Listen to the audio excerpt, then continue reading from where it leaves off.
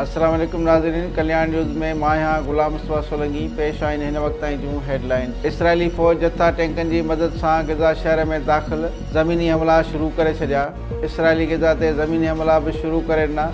Israeli फ़ौजी जथा टैंकुनि जी मदद सां गिज़ा जे इलाइक़े में दाख़िल थी विया। इसराइली मीडिया मूजिबि फ़ौज खे गिज़ा खे हमास पारां यरगमाल बणायल केतिरनि ई इसराइली शहरनि जा लाश मिलिया आहिनि। गिज़ा मां लॼपलाण कंदड़ फ़लस्तीन जे 3 काफ़िलनि ते इसराइली जहाज़नि जी बमबारी में वधीक 70 फ़लस्तीनी शहीद ऐं समेत ज़ख़्मी थी पिया। ओलंदे पटीअ में गिज़ा वासियुनि सां यकजहती जे इज़हार लाइ कयल मुज़ाहिरे ते इसराइली फ़ौज जी फायरिंग में 16 ॼणा मारिजी विया। लुबनानी सरहद ते बि इसराइली फ़ौज जी फायरिंग ऐं गोलाबारी में हिकु सहाफ़ी मारिजी वियो ऐं 6 ॼणा ज़ख़्मी थी पिया।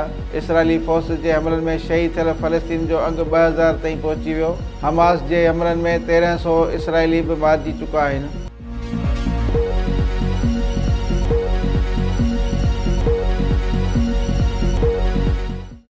पेट्रोल 36 रुपया ऐं हाई स्पीड डीज़ल 19 रुपया फ़ी लीटर सस्तो थियण जो इम्कान ज़ाहिर कयो पियो वञे। पेट्रोल जी क़ीमत में 36 रुपया जॾहिं त हाई स्पीड डीज़ल जी क़ीमत में 19 रुपया फ़ी लीटर लाथ जो इम्कान आहे। पेट्रोल जे एक्स रिफाइनरी क़ीमत 36 रुपया घटि थी 206 रुपया फ़ी लीटर थी वई आहे, जॾहिं त डीज़ल जी एक्स रिफाइनरी क़ीमत में 19 रुपया घटि थी। आलमी मंडीअ में पेट्रोल जी क़ीमत $10 घटि थियण सां $104 फ़ी बैरल ते अची वई आहे, जॾहिं त डीज़ल जी क़ीमत $8 घटि थी $118 फ़ी बैरल ते पहुची वई आहे।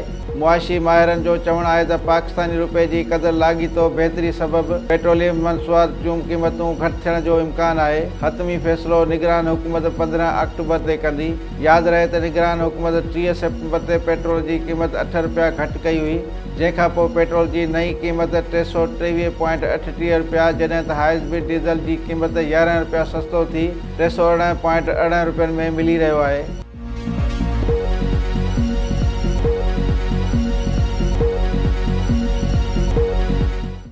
महांगाई जी मजमूई शरह 38% खां वधी वई। मुल्क में महांगाई जी जंग रुकिजी न सघी। मजमूई शरह 38.28% ताईं पहुची वई।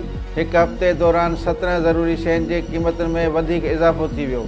शुमारियात वारे इदारे जी रिपोर्ट मूजिबि हिन हफ़्ते दौरान महांगाई जी शरह में 0.30% इज़ाफ़ो थियो, जेको मजमूई शरह 38.28% ते पहुची वियो। रिपोर्ट में चयो वियो आहे त गुज़िरियल हफ़्ते दौरान टमाटो 7 रुपया फ़ी किलो महांगो थी वियो। अंडनि जी फ़ी दर्जन जी क़ीमत में 10 रुपया, 800 ग्राम लूण वारे पैकेट जी क़ीमत में 3 रुपया, लसन जी क़ीमत में 5 रुपया फ़ी किलो वाधि थी। हिकु हफ़्ते दौरान मच्छी, गोश्त, आलू ऐं बसर जे अघनि में इज़ाफ़ो थियो। हिकु हफ़्ते दौरान 17 शयुनि जे अघनि में घटिताई बि थी।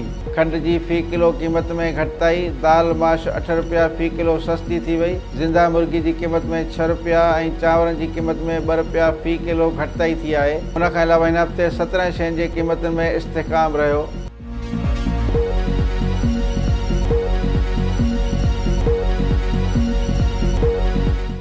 तुर्बत में हथियारबंदनि जो घर ते हमिलो, पंजाब वासी 6 पोरेतनि खे गोलियूं हणी क़तलु कयो वियो। पंजाब वासी 6 पोरेत गोलियूं हणी क़तलु, 2 ॼणा ज़ख़्मी थी पिया। पुलिस मूजिबि सैटेलाइट टाउन में ठेकेदार नसीर अहमद जे घर में अणॼातल हथियारबंद दाख़िल थिया। पंजाब खां बलूचिस्तान कमाइण आयल 8 पोरेतनि खे फायरिंग जो निशानो बणाए हथियारबंद फरार। 6 पोरेत थॾे ते ई क़तलु थी विया ऐं 2 ॼणा ज़ख़्मी थी पिया आहिनि। मारिजी वियल मज़दूरनि में रिज़वान, शहबाज़, वसीम, मोहम्मद नईम, सिकंदर ऐं शफ़ीक शामिल आहिनि। ज़ख़्मी पोरेत गुलाम मुस्तफ़ा ऐं तौहीद गणतीअ जोगी हालत में इस्पताल मुंतक़िल कया विया। निगरान वॾे वज़ीर अली मदान डोमकी तरफ़ां तुर्बत वाक़िए जी मज़म्मत कई वई। इंतिज़ामिया खां रिपोर्ट तलब कई वई। निगरान वॾे वज़ीर चयो त वाक़ियो मज़म्मत जोॻो आहे। बेगुनाह मज़दूरनि जे क़त्ल ते ॾुख थियो आहे। वाक़िए में मुलज़ जहाज़नि खे फ़ौरी तौर ते गिरफ़्तार कयो वञे।